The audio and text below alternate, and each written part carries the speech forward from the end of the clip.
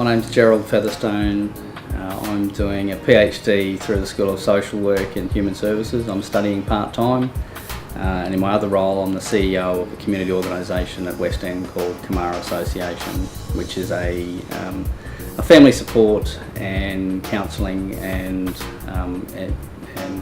information service, looking at families that both have engagement with child protection but also in the community, and the major focus is about building stronger families. My experience as an Indigenous student at UQ has been an interesting one. The topic I'm looking at is focusing on Aboriginal parenting and specifically what makes for a well-functioning family.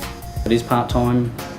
It's difficult to be a part of the everyday experiences of full-time students. I think that there are some certain mechanisms that exist when you're there at the university every day, and that's some ongoing education.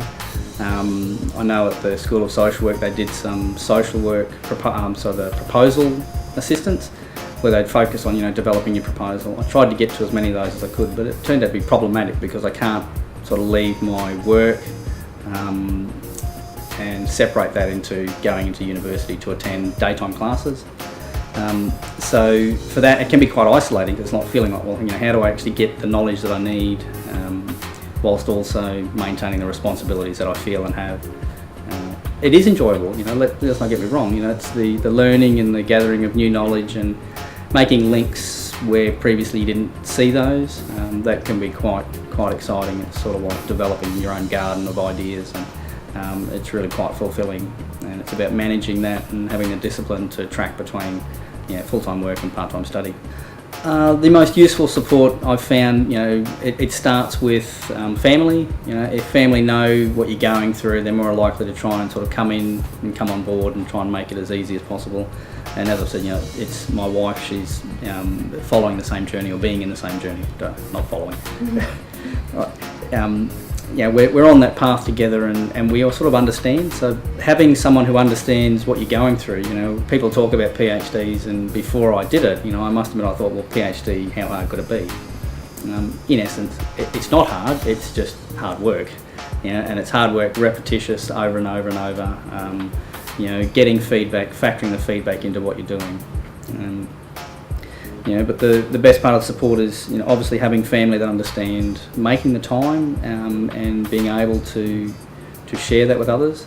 Right, and then you've also got the supervisors. I've got my two supervisors at the School of Social Work, so that's Dr. Yvonne Darlington and Dr. Diane Hafner.